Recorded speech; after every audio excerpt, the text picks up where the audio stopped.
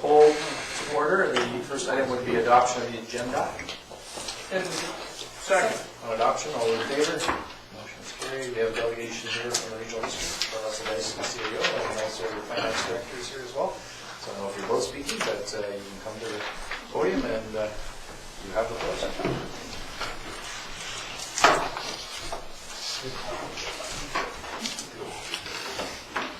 Great. Thank you very much, Mayor, Council, staff, and members of the public for receiving us here tonight.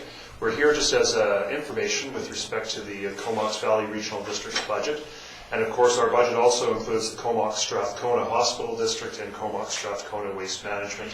Those two services we share with the Strathcona region and broader board, but nonetheless, we the staff are accountable and oversee those budgets and those services too.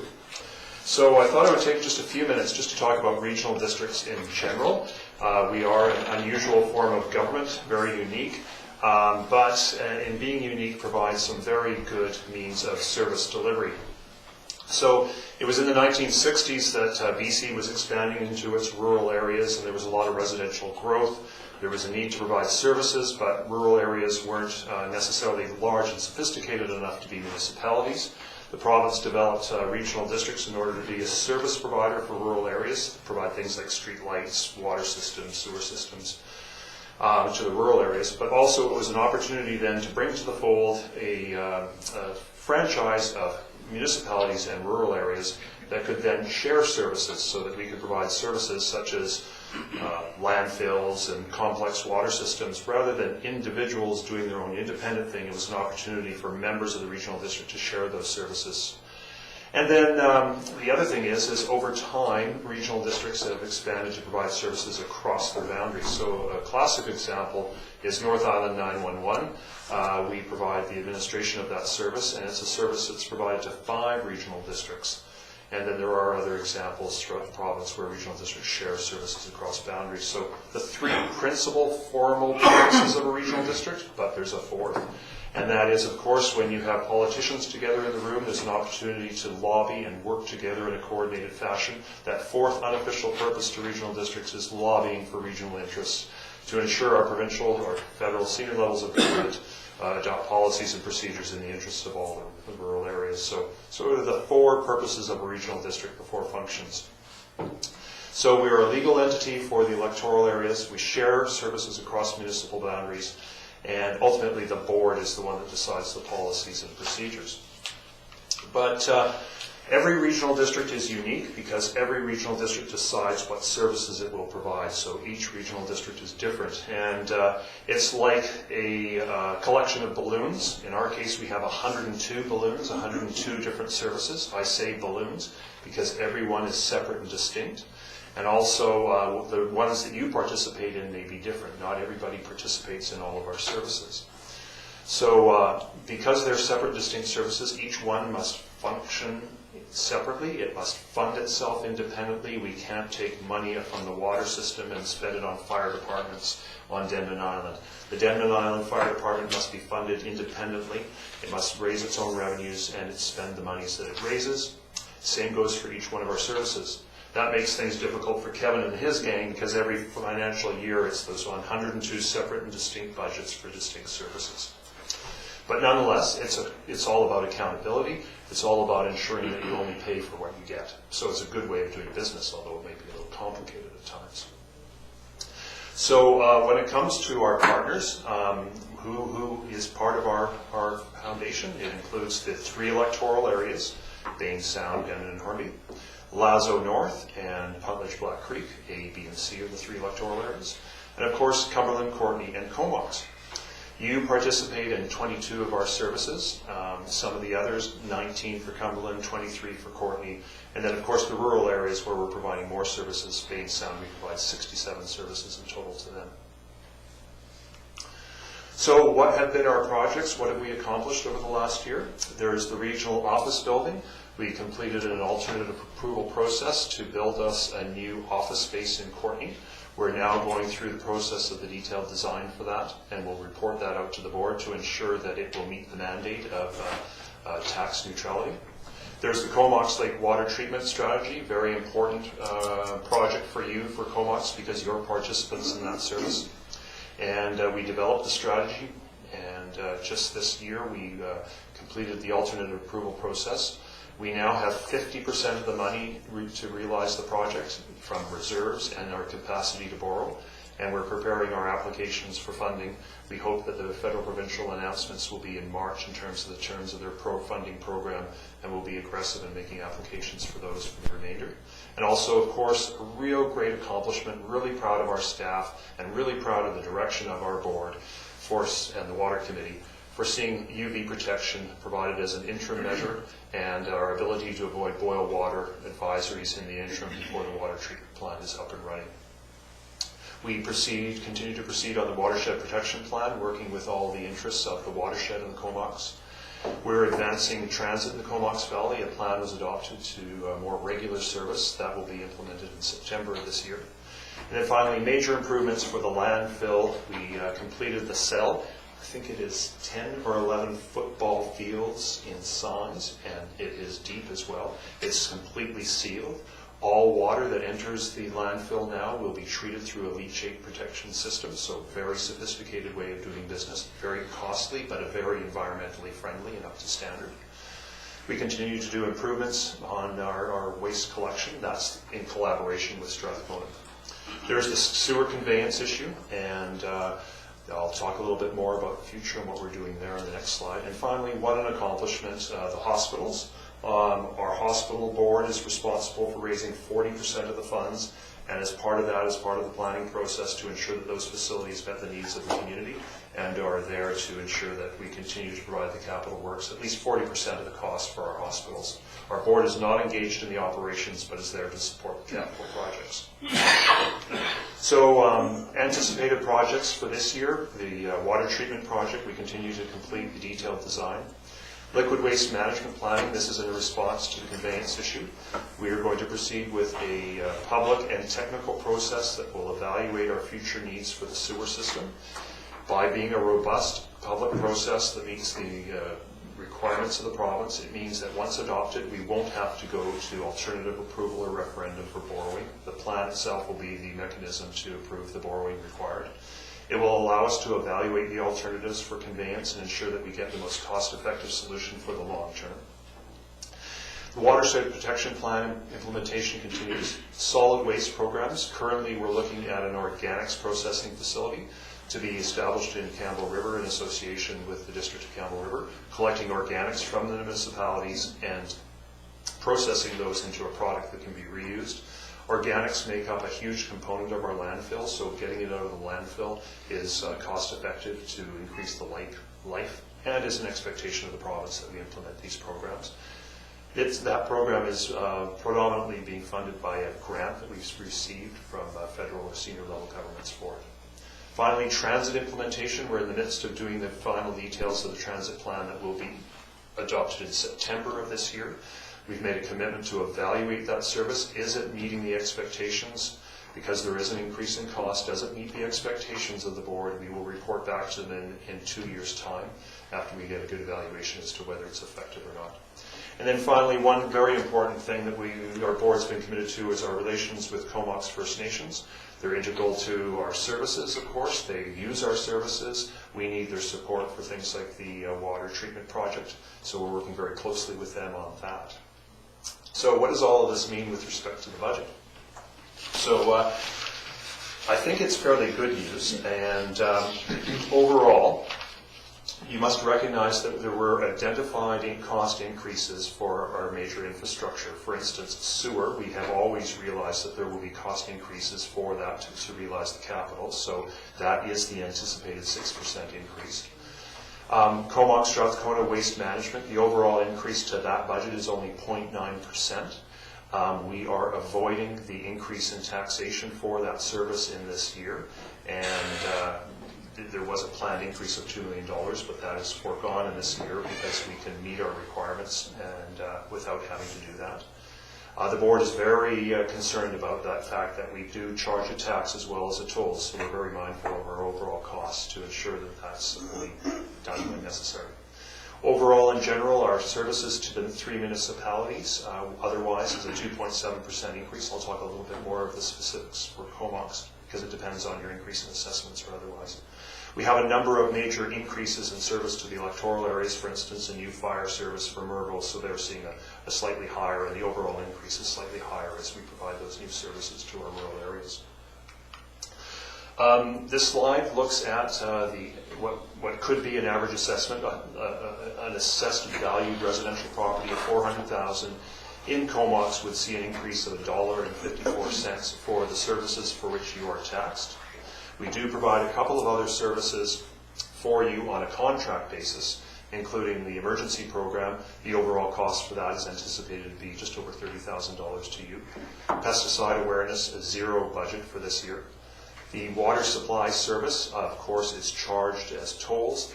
2017 rate was 71 cents per cubic meter. It's being increased to 75 cents per cubic meter. And the overall plan with respect to water and then the alternative approval process for borrowing, we anticipate increases. Those have been reviewed by the Water Committee, and those that are anticipated will pay for that borrowing. So as it stands now, we're in good standing. And then the sewage service, we've charged as a utility $1.8 million would be the cost to Comox. Specific. Yes. Okay. We also provide for you, I don't have a slide of it, but we did provide it as a handout because there's just too much information as a slide. But what this does is it looks at the costs for a $400,000 property for each one of the services that you participate in. And gives you that breakdown. And again, the increase for your tax, your residential taxpayers, is looking at about $1.54 for those services for which we tax you for. So that completes our presentation. Kevin's here to answer all technical, financial questions. He's a good spokesman and has done well, so please don't hesitate to ask your questions of us. Thank you, Russell. Any questions from members of council for the delegation? I do have one. It's just something I had heard recently that prior when the regional district was larger, it took into account Comox, Strathcona, and this one, Comox Valley, and then it broke into two. But you're now just as big as you were before. Something along those lines. You're bigger now than what the two were before, or something like that? We're bigger now than what we were before. Yeah. And that's a function of a number of things. First and foremost, this regional district assumed more responsibility for service. For instance, the solid waste. Right. With the breakup, we assumed full responsibility for all the landfills that were part of that service. So we now own and operate the Campbell River landfill, which is done on a contract basis, Tassus, Abelis, and those others. We're responsible for closing those and consolidating the service into one. Mm-hmm. And the regional hospital district we're also responsible for where they're not. And then there's been a gradual creep or increase in expectations and services. The number of services we provide now is greater than those that we provided previously. Mm-hmm. When it comes to our staff, though, one thing to remember is that each and every member of staff, their time is allocated across the various services. So people like Kevin and I generally will be charged across the whole board because we're doing service for everyone. Whereas there are some staff that may be doing only services for a water system in the rural area, and they are only charged to that. Mm-hmm. So we're very careful in terms of ensuring that staff time is allocated across all of those services in a fair and equitable way, that we're only charging for what you actually get for that service. How many staff are you looking at? A total body count is over 200, and part of the reason for that is that we have a lot more bodies than full-time equivalents in our recreation service. So we have many lifeguards that may only work a few hours per week. But I think we did a report to the board. It was around 176, I think, is the full-time equivalent. Right. Okay. Thank you. Yeah. All right. Any other questions? Seeing none, thank you for your presentation. Thank you very much. I can't believe we let them off that easy. I tried.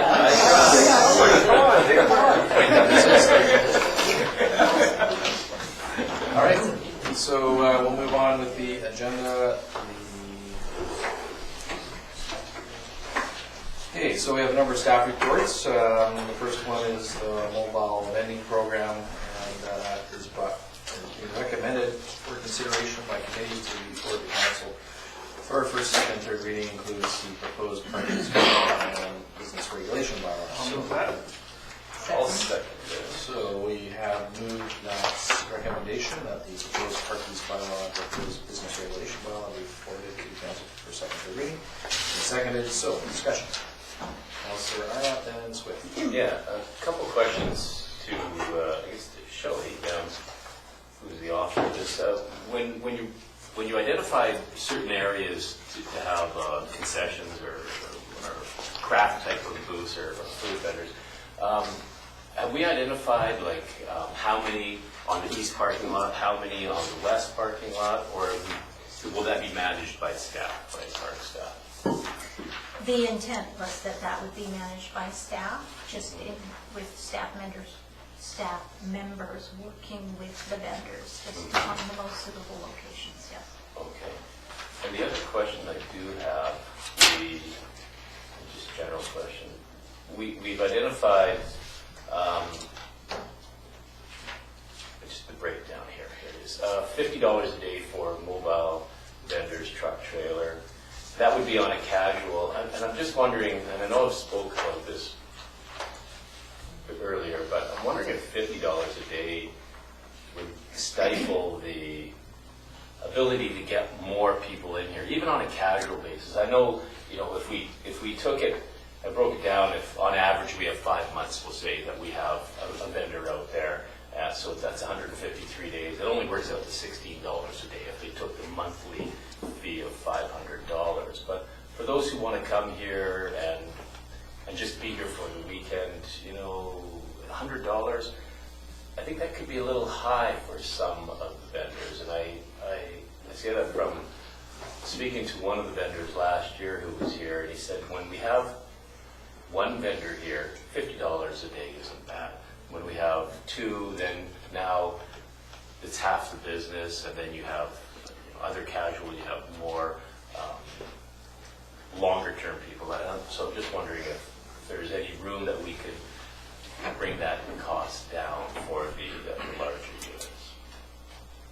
It's a good question. I guess there was a comment in the staff report from a range of almost $10,000 a year in Parksville to $110 a year in Quality Beach. So it's up to council to provide direction in that regard, I suppose. I don't know if staff have any more comments, but we can move on to other questions. Do you have anything else to add? Well, I could just add that the intent is to be a bit of a trial period, see how it goes. Absolutely valid point. The thought was that those vendors who were wanting to come on a daily basis were probably only wanting, thinking that maybe they'll come on the days with the best weather, when there may be more people down in the park. It's a starting point. It was a starting point, but definitely open for conversation. So this is something we could bring up next year at this time, and Yeah, perhaps well, renegotiate. you can discuss it here today, and we can, make recommendations as you see fit. Or Yeah. you can establish what it is now, and then, yes, by all means, things can be brought forward for amendment. I think Councillor Swift was next, and then Okay, Councillor I Graham. too, unfortunately, I can't find the wording, but anyways, there was something about wood burning. And I can't Are find you the talking wording. about the park use bylaw, or are you talking about the actual mobile land? I think it was the mobile event, but I can't find it. Anyways, I think we should not allow it, if I can find it. But my other concern is regarding the impact on the Hillberg. And my sense is that it would be great if we can write it in such a way as it's possible to have vendors on the property. I know it exempts special activities, but I was thinking on a more casual basis.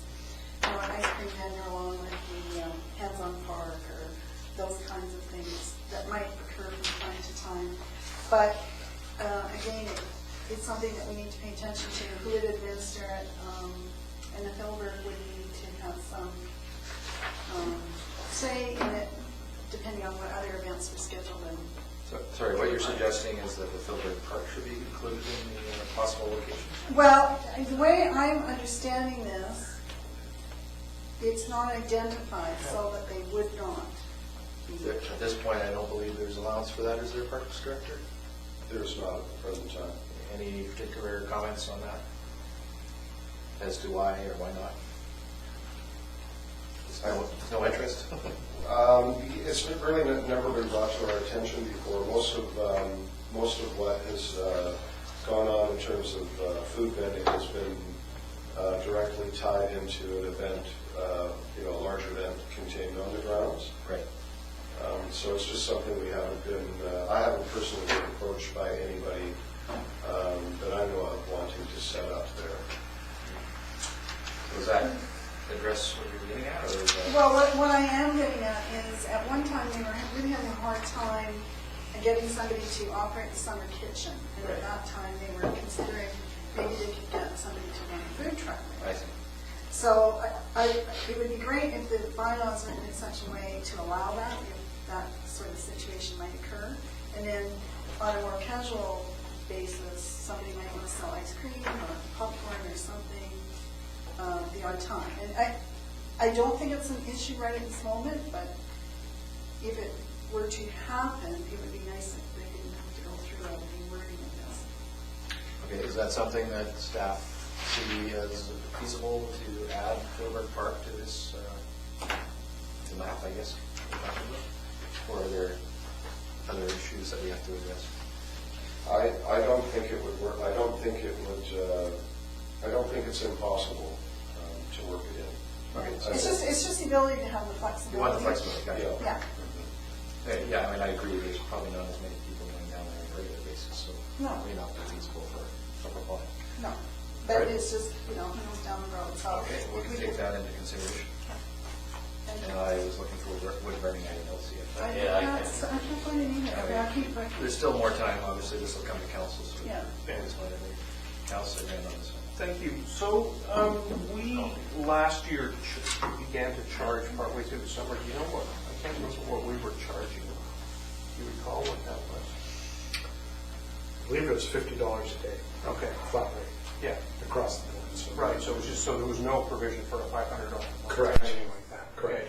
So one of the reasons why we actually put this fee in and the rationale for it is that the restaurants get a little antsy when they have food vendors down in the park not paying the taxes and all the things that they have to pay. So you have to be a little bit careful because the downtown business merchants and some of the restaurateurs, if you lower this too much or get it out of whack, will start complaining again. So I think it's worthy to put it down in the 50, see how it goes. We can always amend it if we have to. I think there's some options here that look pretty good, like $500 a month if you're going to be down there, for 3 or 4 months is pretty decent actually. So I think it's worth just going with it the way it is and seeing what happens. Okay, well, on this side, I think, Councilor Yes, Grant. please, thank you. Councillor Arnott made reference to competition perhaps, in that if we had two vendors down at the park, that obviously they would have to share their revenue. So that leads me to the question, do we determine what can be sold and where, or do they just sort of let the market take over?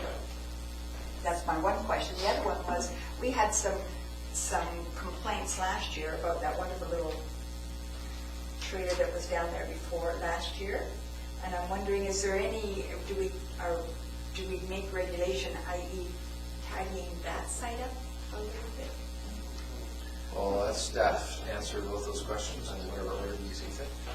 In order, I guess the first question in terms of, there are guidelines within the documents that control things like exterior storage, what the trailers are supposed to look like, et cetera, et cetera. Okay, So that we've encompassed that to address the vendor that was in the park last year. Yes.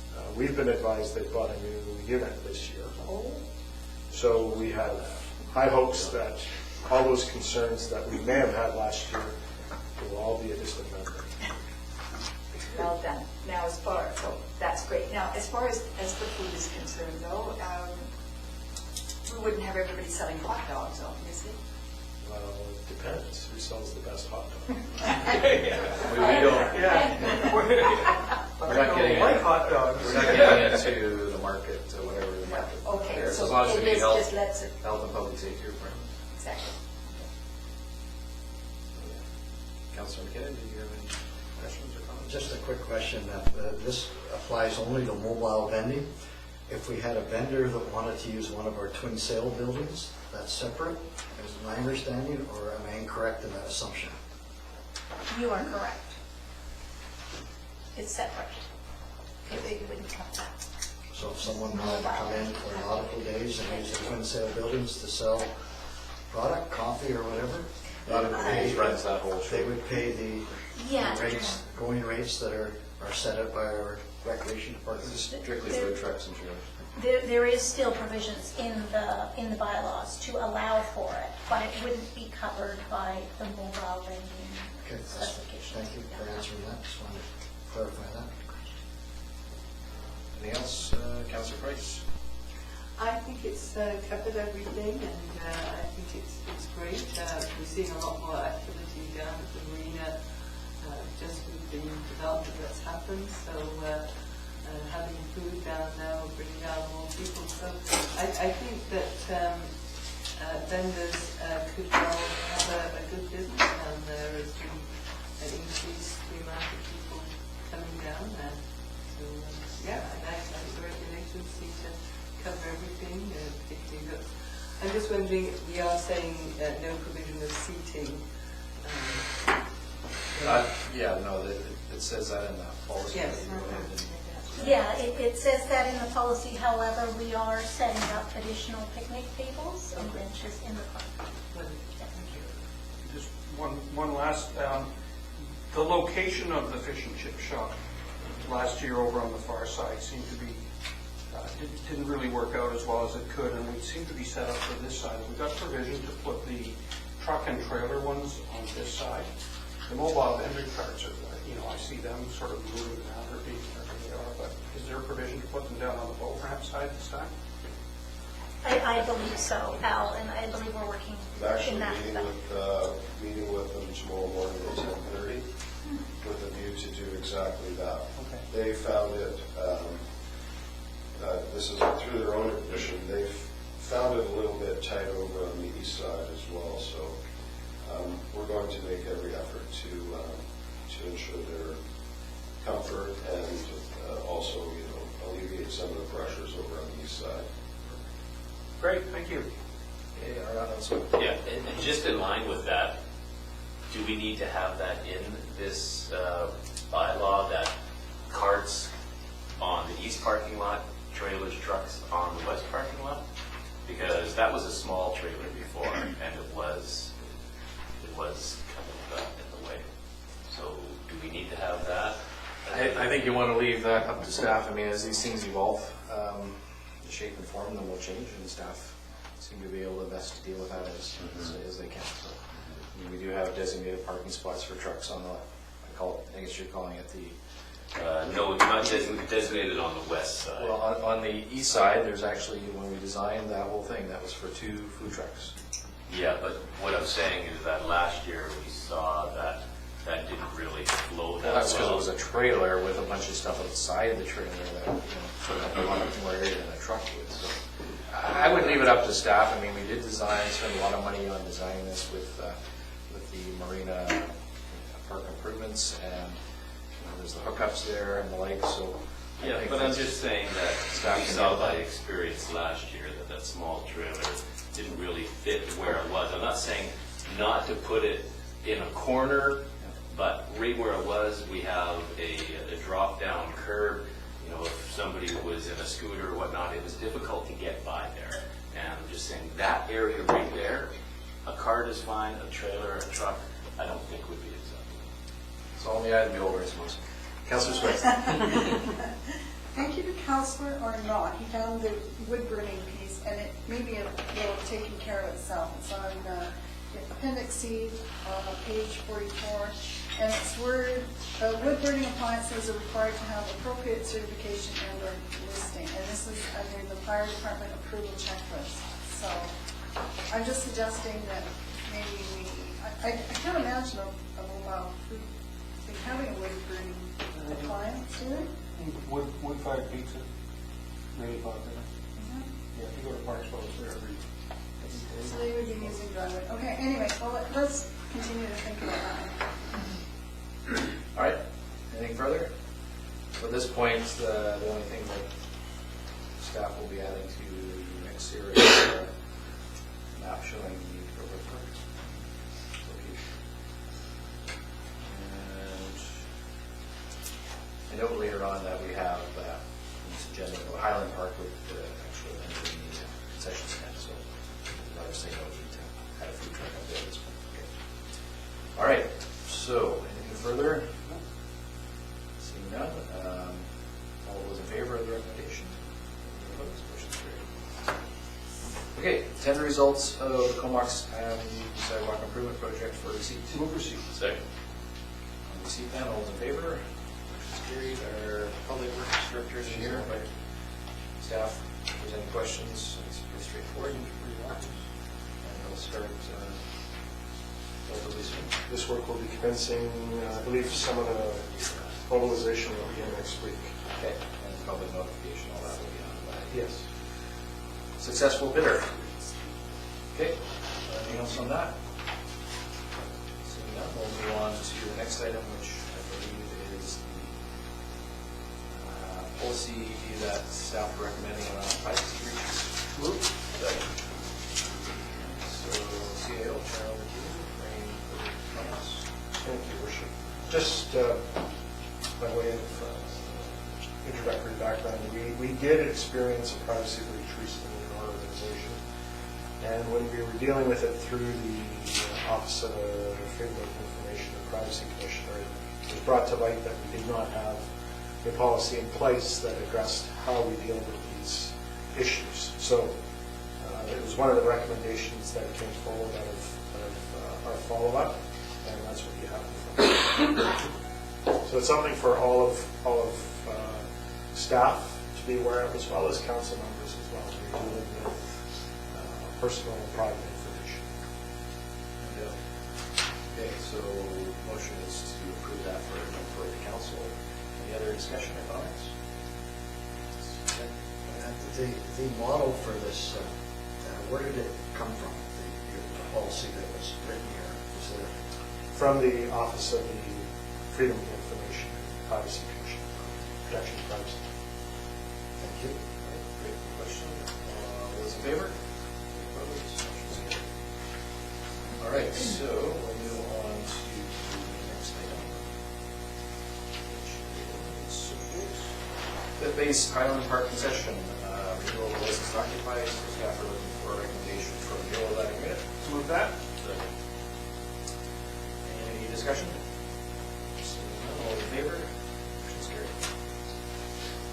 And then we'll move on to the active drive parking. So at this point, staff have just brought forward information, so motion to receive that. Move receipt. Second. On receipt then, all those in favor? Motion's carried. And what staff are looking for is further input and discussion from council so they can formulate the terms, I guess, of further staff report to bring out the pros and cons of any issues raised here today. So Would you like a motion, or do you just want a discussion? I think we need to have discussion and then see where it goes. I mean, there will be, I understand, the CEO for the staff report. Yes. So I think we'll just have an open discussion as to some of the concerns that council members may have and see where we go and whether those result in motions or not, I don't know. But we'll need more information from staff anyway. So we'll just go around the table. Sure. Well, it seems, I lived in this area, and at one point we had no parking, then we had parking on both sides. That didn't work. And when we went back to the no parking, that doesn't seem to work for the neighbors. It seems to me that parking on one side of the street is probably the right answer. I look at option 2, which is allowing parking on one side of Beckton and Knoll. I don't think number 3, where we do a bunch of work to that, is necessary. But, you know, I think we need to find some common ground in this, and I think that's the way. I would like to see staff, when they come back with the next report, to view it as option 2, figure out what the best way to do parking on one side of the street are, and bring us a recommendation. Okay. And Councillor Knapp? Yeah, and I just want to basically restate what Councillor Grant said, that if this is going to go back to staff again, I was fully prepared that we pass a motion today, hopefully give these folks some reprieve and allow them to park somewhat on that street there. But if staff is going to come back to us with this, I would like, just what Councillor Grant said, that they allow the people to park on that street, where maybe we block off number 1 and number 8, the first and the 8th house, and then have parking in the middle.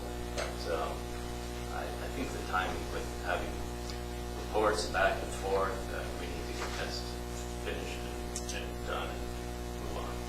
All right, moving on to Councillor Swift, if you have any comments. I don't really think I have anything new to add, except to say, I understand that there was parking there by accident, and it worked okay for a while. So I understand the grief that these people are going through, not being able to park, and I would like staff to come and see these to help us fix that. Okay, Councillor Price? Yes, and I think it's really been said, but I said support parking on one side, clear of the junction and the sharp right-hand bend, so that you get the visibility. Clear of what, sorry? The sharp right-hand bend. Oh, where? It was down where the east-western to the north-south. And you said the junctions. And where it goes into the main junction, so that we keep. Just be specific to the map on page 79. Right, so that we'll basically, so we keep good visibility, and I would look to staff to say where visibility allows it, and better parking on one side. Okay. Councillor Kidd? Yes, just a couple of comments. First, I wanted to commend the spokesperson for the citizens who brought this petition to council for his decorum, respect, and good manners. That was certainly nice to hear, and that's the proper way, I think, to approach council for consideration. I'd be prepared to look at this and to consider supporting it. I see this issue as, however, as a safety versus convenience issue, and I'm inclined generally to support safety first, and the advice of our engineering staff first. However, in this case, I'm willing to look at the proposal. If one question can be answered by staff in the staff report, and my question is that if there was an accident on if we allow parking on one side of Becton and an accident occurred, could the town be held liable due to the narrow width of the road and associated poor sight lines due to the grade? I think that needs to be cleared first if we are in good conscience trying to take care of our taxpayers' money as well. I think it's an issue that probably needs to be addressed first. If there's a situation where we could be held liable, perhaps then I think I'd be prepared to look at parking on one side. I would also say I've got a suggestion as well that might be looked at by staff as well. At the 90-degree turn at the end of Becton Drive, would it be helpful at all if there were stop signs put in, 2 stop signs either way, that would slow traffic on that curve, and might that be something that would answer the first concern as a legal liability issue? If it is, I'd be interested in supporting parking on one side. Okay, so staff would presumably ask MIA or other experts in that area that would perhaps take into account the design of this street, and I do think we need to have that information first. In any event, we'll move on to Councillor Margaret. Thank you. Going back to the delegation at our last meeting, where they said 90% of those people who signed the petition said, please, let's find a compromise, something that would be suitable. And so based on that, I'm inclined to for all of the background information that we've had, and we have had plenty of it, and there's been pros and cons for parking and no parking. I noticed that on the motion that we defeated on September the 14th, we stated the motion was parking be permitted along north side of Beckton Drive, fronting 1212 to 1238, and we defeated that. Now, looking at that through the eyes of compromise, it seems to me that if we were to eliminate the parking spaces, which would be 1212, 1214, and 1226, that takes into consideration the sightline concerns, and the remaining 4 lots would then perhaps be available for parking. Except if that was a consideration, I would think it should have to be limited to 3 hours, because there's some big vehicles that park there, or at least on the other part of Beckton, and they like to make that their home, so I think we would have to mention that. But I wonder if that might be a compromise. Well, that might be worth looking at. The CEO's making notes here as we go. I think that all the comments that have been made to this point are all good comments, and yes, this issue is obviously a concern for the neighborhood, those 8 houses. You know, I have concerns around public safety, has been mentioned. I have concerns about, you know, the impact on the stormwater management. That is, you know, this whole development is based on less pavement, more surfaces that can absorb water. So, you know, potentially if you do add more pavement, then you might have that issue.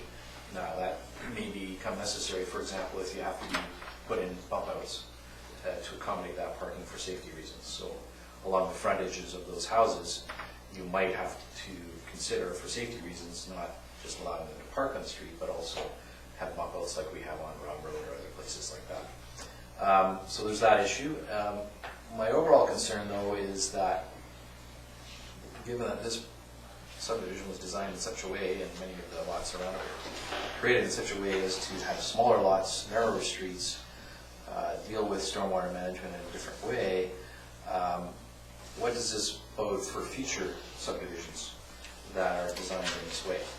Now, that may be a separate issue, but I think it's an important one because, for example, at Dakota Place in Donald Road, in the Lancaster subdivision, there's small lots in there that there's very narrow parking areas. And what's to say that that neighborhood doesn't come forward a year, 2, 3 from now and say, oh, by the way, we want to have more parking on the streets or other allowances that they weren't designed for. Or in the new subdivision on Lazo Road where we have smaller lots and smaller widths, and I think we've heard comment around parking. So I think you have to be careful sometimes to, yes, we had 90% of that neighborhood now want to change that, but when this was developed 20, 25 years ago, that's what people bought into. Of course, many of those houses have changed hands now, and people, for whatever reason, were parking there, and now they're not supposed to be. So those are things that I think we have to be careful of, and the reason why we've gone to smaller subdivisions, more sustainable stormwater management, was also around affordability. Smaller lots mean less land cost, smaller houses means less building cost, and yet there's a trade-off for that. You don't necessarily get the same amount of parking on the street as you once did on a traditional subdivision. So those things, you know, looking forward and looking backwards, I think are important to remember. So for me, I would like to see council get a more thorough staff report around the pros and cons of that. Other options, as you referenced, maybe half those lots, maybe bump outs to be considered, those kinds of things within those parameters. It is a small, relatively small issue in the grand scheme of it, 8 houses out of 4,000 houses that we have in the town. And we know it's an important issue to that neighborhood. But it's also an important issue for us to think about for our taxpayers and for how we want to, you know, land, how land is going to be developed now into the future. So I think we have to be careful. But I'll leave that for further discussion as we go forward with the staff report, and hopefully we'll have all those questions at least addressed, and obviously the majority will rule at that time. So. Councillor Arnott. Yeah. I'm going to be a bit of a pain here, but I'd like to move that staff provides us with a report on where, on that portion of Becton, that these people can park. Because I thought the last time this came to us, that we were going to get that information, and we didn't. And so I'd like to have that motion, that staff come to us with where people can park on the portion of Becton where the 90-degree turn to Knoll is, in that area. Just before that, you just made a comment that staff didn't provide information. We had information, whatever it was. I don't want to be dancing around this thing again, and then in another year we come back to this because something else has come up. I'd like to see us resolve this. I'd like to see these folks get some parking, and we're going to sit here again waiting for a staff report. I don't want to be wasting anybody's time on this. I think the majority of people want to see the parking there. So I embrace the staff's report, but I would like to see it in a positive way where we can provide some parking for these people, not raise that for motion. We'll need to see the second here. That staff provide a report on where parking can be located on Becton between Knoll and the 90-degree. Yeah. Okay, is there a second for that? That's what was defeated. Well, I'll second that just so we can have the discussion on it. But it was my intent when I said number 2 was to address a lot of the concerns that you had of adding more pavement and doing that. If we follow number 2, Exactly, yeah. we're not adding any. So, I guess what I'd like to see is what staff has to come up on. I'm good with any of the things that everybody said, but I think it's time that we resolve this issue, as you said.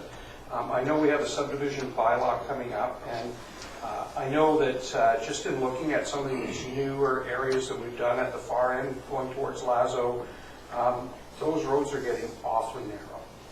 And so I don't want to overdo it by making them so narrow that they're not functional anymore. And yet I understand where we're coming from, but I think that this is the precursor to more and more of these issues as we make those streets more and more narrow. So that's why I wanted to stick with the number 2 option, and staff bring us back a report based on number 2 option, telling us where we think that they should be allowed to park. Okay, so the motion has been moved and seconded. Any further discussion on that? Yes? Just a quick point. I think everybody has good intentions here. Councilor Arnott, if you could listen, please. Sorry, I think everybody has good intentions with moving forward with something that is reasonable.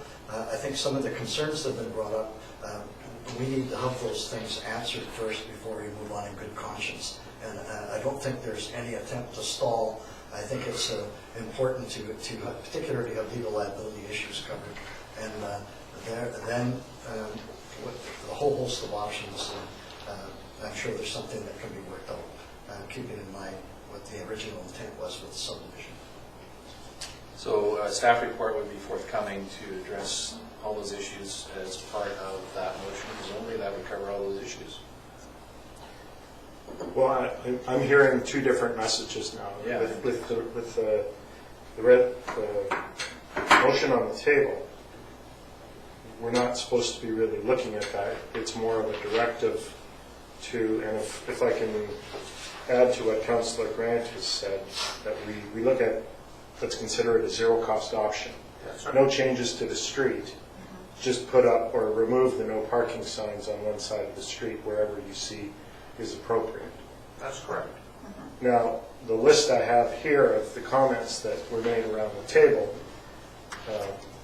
would be not doing that. It would be, what if you did this? Here are some of the considerations that need to be taken into account, potential impacts of a decision of what Councillor Arnott has moved. So if that's okay, then we can proceed on that basis of providing a staff report. Would it help if we had a friendly amendment that we said based on option 2? And then his motion? Does that- I understand now that it's you're looking at a no-cost option. That we're not supposed to look at designing additional pullouts for parking or anything. So there would have to be an amendment to that. So currently it says that staff report on where parking can be located on Beckman between Knoll and the 90-degree corner. So that doesn't necessarily address the issue of cost versus no cost, at least as far as, bump outs and whatnot. Yeah, if you wanted So I'm to, suggesting a friendly where we add based on option 2, page 78. well, that's No really, parking on one side without, that's really the same motion. Yes, except I We're guess it asking for, doesn't say we're asking for a staff report on where parking can be located in that area. And if you want to amend it, I'd suggest that you amend it to say based on a no-cost option, or something like that. I'll make that amendment. Let's see if there's a seconder for that amendment. I'll second that. Okay, so on the amendment, any further discussion? On the amendment only? Yes. No cost option? Yes. Because from exactly what our CAO was saying, this seemed to, we're throwing all these different options out, and I felt we were going to come back to the same place where we were, or whatever that was. And so with Councillor Grant's option number 2, no cost option, I think we are saying the same thing, but I didn't hear the direction coming from Councillor Grant to staff that this is what we wanted, allowing all this, well, we can do this, we can do that, we can look at liability. So, Well, council will make their own determinations based on whatever the report is, whether they want to vote in favor or not, and they may have their own reasons. But what this motion, if it's amended, would say is that there would be no bump outs and things like that. It would simply be taking the signs down in whatever location staff feel comfortable with making a recommendation on, right? fair enough. That's where we're trying to go. Yes. I would hesitate to use those words because we already have a staff We're not report that comfortable says we're not comfortable with that, right? So I think though that I wouldn't be doing my job if I didn't do the research and indicate to council what the risks or potential risks are of making that decision that you have to take into account. So And that's- any report from staff presumably should have options, Yeah. not just this way or no way. I mean, we've spent a lot of time at this table over the last few years to make sure that we do get options in the reports. Yeah. So, that being said, a motion on a no-cost thing would be looked at by staff, but they would also say, but this, and this should be considered. I think that's fair. So Yeah. essentially, we're going to get to the same place. Yep. Makes sense. Yeah. So on the motion amendment, all those in favor? Any opposed, none opposed, amendment's passed. Any further discussion on the motion as amended? Seeing none, all those in favor? Motion's carried. All right, when's that coming back to us? Next committee of the whole? Yeah, careful. As soon as possible. Next committee of the whole, April 11th. We'll do our best. Okay. Yeah, we'll do our best to try and get it there. I understand as everyone's anxious to see this come forward and move to a resolution, and that's fine. But do keep in mind that we had, as a council, decided not that long ago not to do it. So, only thing that's changed here, obviously, is that people brought it back to us with a petition with 90% of the public, and other issues may have arisen in the meantime. So, anyway, I'm sure we'll deal with it in a timely way. So we'll move on. And that brings us to what we've all been really waiting for. More revenue budget. Is our Director of Finance is going to give us a bit of information, further information, as to say, on the financial plan. And you have the floor, sir.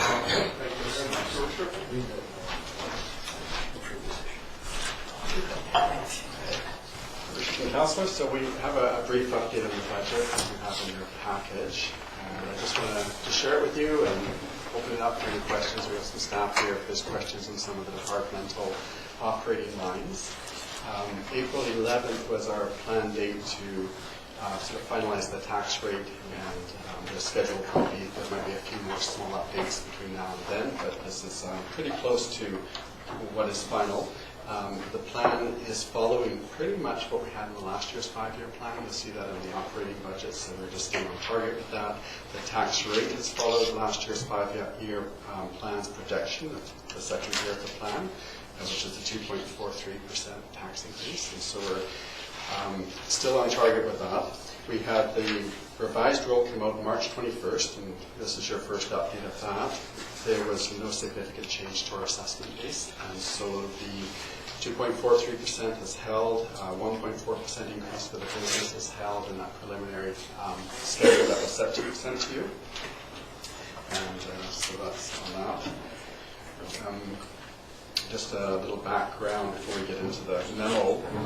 I'm still finalizing the accounting for 2017 with staff, and so some final determinations of surpluses and what will be transferring to our reserves will be looked at between now and the next meeting. So just a little update on that. So the schedule here, I think if you have, perhaps if you could refer to it, it's page 83. It starts with the revenues. It's just a one page on revenues, and the top of the page starts with our property taxes. And it just goes through, at a summary level, just through the various departments and what they're bringing in for revenues, and you can see what the comparison with 2017's budget, what's happening 2018 onward. There's a bit of a lift in revenues because we've joined with the BC Recycling Program, and that's a $200,000 lift. So we're seeing instead of about a 2% rise in revenue, 3.94%, and that's primarily that BC Recycling monies that we're receiving. I might mention there were a couple of lines that I had emptied out. Federal government transfers, we get $635,000 a year from Community Works Fund, gas tax, and I've just dropped that below the line. I've included that with all contributions towards our capital projects. So just for your information on that. Provincial money is our Small Communities Grant, which we'll continue to get for years to come, I believe, as well as traffic fines revenue on the provincial grants and some regional grants for rescue number 36. We have a number of grants that actually come in. Some money comes from the regional district and some other small grants that come to us. Was there any questions on the revenues that stood out before I move on? Any questions from members of council on Schedule A? Go ahead. I have on Schedule A, but it's on page 85. Oh, okay. My numbers are different then. Okay. It's right after the graph. The graph, yeah. Certainly, go ahead. Do you want me to hold off? No, or? I think that's fine. We're going to go to that page next. So please. Okay, so you have bylaw enforcement, so we're budgeting 212,000 and change, 213. Can you explain, so, like I know roughly what our bylaw officer gets paid a year, but we've got 212. Where's the extra money? Bylaw enforcement, actually, I should clarify this a little bit. The language that I'm using here is based on the provincial reporting language. So bylaw enforcement, we have policing services, fire protection, bylaw enforcement includes things like animal control, bylaw enforcement officer, building inspections. It includes a few other areas too. So it's actually a broader area. So it's not just our bylaw enforcement officer. So if it's our Ian Smith, the inspector, if he goes to a house or something, we're taking a portion of his time allocated to the bylaw enforcement. Yes. I got you. So it's not just Bill Smith's time. No, it's all our costs relating to enforcement of bylaws, including building inspection as well. Okay. I was just thinking it was a lot of overtime. Otherwise, it was a little high. Yeah. Okay. Thank you. Okay. So, please, any other questions before I? Any other questions on Schedule A? Or you can carry on, I guess. Okay. So it just breaks it out. Again, the structure is based on provincial reporting. So we start with general government, modest increase as per our last year 5-year plan. Protective services is the next large category. It breaks it out. Solid waste management, pretty well just contracted and tipping fees. Planning services, Marvin's area, and the transportation is the public works and engineering. And throughout, you'll see a line called building maintenance. It's, I guess, what we call building maintenance department, which is Al Fraser. In addition to parks, he is responsible and has taken on the building maintenance operations for our buildings as well as capital projects. He tends to oversee that throughout the organization. So lines pop up saying building maintenance, and that's where he puts in an operating budget for those items. Fire department tends to do their own maintenance of their buildings, so you'll see it's not included for protective services. And the recreation including parks, marina, recreation, and culture. Those are the operating costs. So water and sewer services. So pretty well we're on track for 2.29% increase over 2017's budget. That's reflected basically down to the property tax rate increase, which balances that out. So one of your comments in your cover memo is that the level of service is going to remain the same as last year. So does that mean on the expense side, Yes. presumably that it's more of a status quo case? Status quo. We pulled out, so one change that has occurred in the way we present the budget is we have our operating expenses, and of course, traditionally we have operating expenses and capital. And this year, what we did in our operating, we separated out, we broke it down into two areas, which is core services, the annual recurring expenses, and special projects. So in special projects, when I say status quo for operating, it is the same level of service as we had the previous year, but we have, from our previous meeting, broken out special projects, and we put those out to you separately, and we've covered those ones. So I think in the special projects, we saw that there was a couple areas we wanted a one-time lift for some help with Trenton Public Works, for roads and so forth. So those are reported separately in this report. Yeah, that's on page 87. Yes. Yeah, that's right. So if we move forward on to page 87, which provides the top of the page 87 is special projects, and that's the breakout. It's still operating expense special projects, but it's just broken out to show those specific things, which we had those large schedules that showed them in detail at the last meeting. There's substantially no changes in there. There have been some quote refinements of prices. I think in parks there was a refinement as recently as today, just as quotes come in and numbers are being firmed up. So there are some slight changes in special projects and in the capital. The capital is the very bottom of the page. It starts where it says deduct, and you'll see the capital expenditure program. There has been a lift in one of our capital projects. It's the Balmoral Road repavement. It's turned into a Balmoral Road reconstruction, so we're looking at that and analyzing how we can deal with the cost increases with that. So once again, April 11th, when we bring into the final tax rates, we'll have this schedule will also be updated at that time. Any questions on page 87? The one I think you know the answer to, but just to reiterate, on the debt side of things, the only debt that's remaining on the books for principal repayment is related to some service area? Yeah, that's correct. We have, we're debt free for the municipal portion of debt. We are free in 2018 debt. We have a couple local area services that have debt and are paying that. This is the Point Homes and Bay Water, Point Homes Sewer Water. There's some debt, but that's funded directly from the local area service.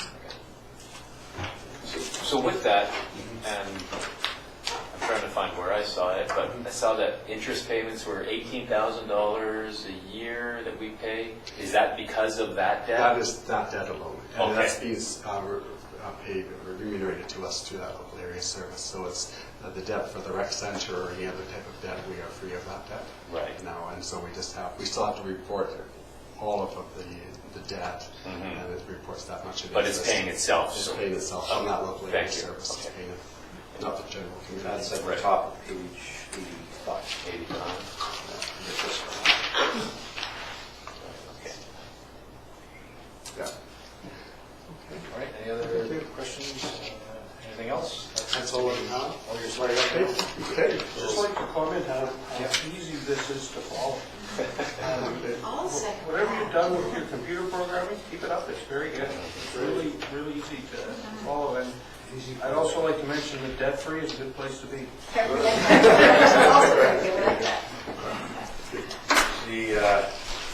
The capital program for 2018 is obviously a very busy one, 6 million plus.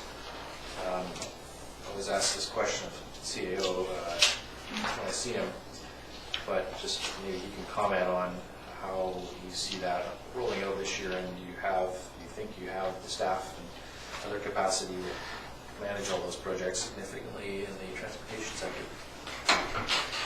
Early indications are that yes, we do, and thanks to council for the early approval of the additional laborers in Public Works because that assisted with, they're now, one started this week, the other one will start next.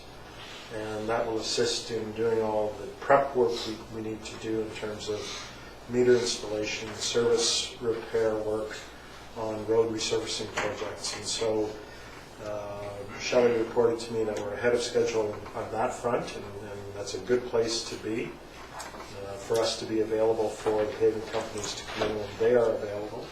So that's a positive step. We have budget beginning work on Comox Avenue, which will commence next week, which is earlier than we expected, and always good to hear. And the only other one that we have some concern about, as Clive touched on, was the Balmoral and Torrance Road section that we had identified initially for resurfacing, but core samples have indicated that the subbase is in need of replacement. So roughly a $300,000 to $400,000 project, I think, has jumped to potentially $800,000.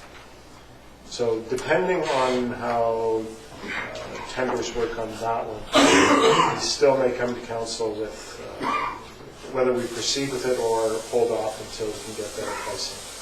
Because indications are that the construction industry is at capacity at the moment, and you just may be paying more for work that you can possibly pay for. So that's one that we're still doing. And planning department, our time frames and stuff are being kept under control, or did I see a new guy? We have a new guy. The new guy started this week. Marvin has him busy writing reports already, so that is assisting us. The stormwater management plan will be on council's agenda next week for receipt, and that will allow the consultants to continue with public open house that needs to occur in consultation. So yes, we are on track, and we're doing our best to keep up with development application timelines. Councillor Swift. I've raised this before, I'm going to raise it again. Is there any concern with upgrading Balmoral that it might have some impact with the sewer conveyance? In other words, could Balmoral stand to be delayed for a year?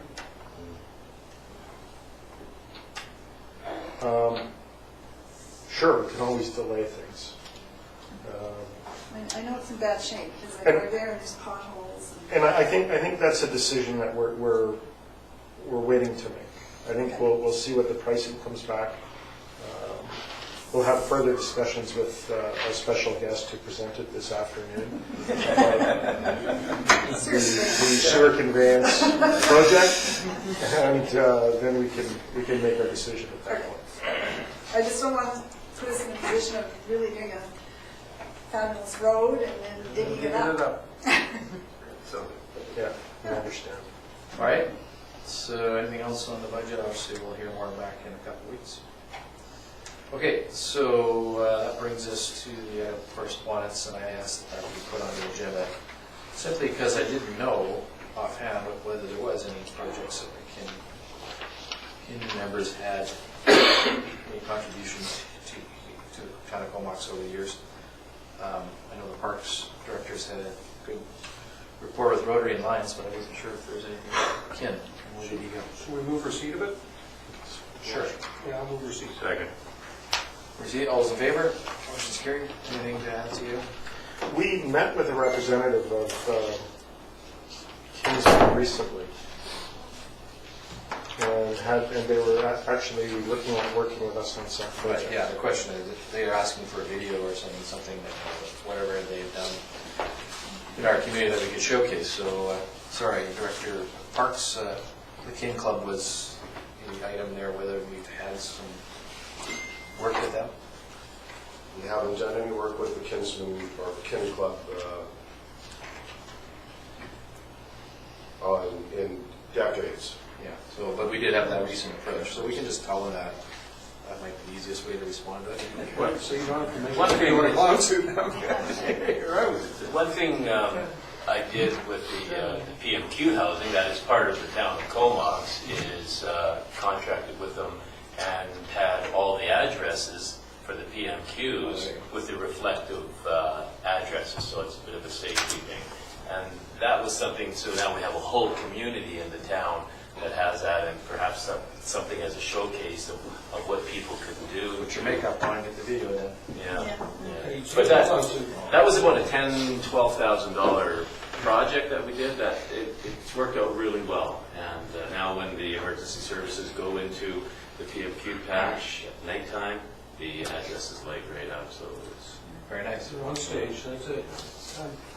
All right, well, I had paid we for can it. pass that information on, and if they want a video of that, I suppose. I move that Councillor Arnott become the video, the star of the video. You're just saying that because I caused too much trouble. Yeah. So, There is a local fellow that I'm sure everybody in council's seen one of them, the drone videos that are done. There were some done of Comox and various themes that were used, and very, very good, first class. Yeah, no, they're looking for something specific to a project that the Kin Club made. Yeah, I see that, and that perhaps you could tie in with that individual. Yeah, I don't know what they want. So I guess what we can do is say, we don't have anything specific to reference other than what Councilor Arnott to reference. Maybe they can just get a hold of Councilor Arnott. yeah, feel free to go. See what it is. I know what they're trying to do. But obviously, we hope to work with them in the future. Good stuff. All right, so I think that's our agenda for today. So motion to adjourn. Second. In favor? Meeting adjourned.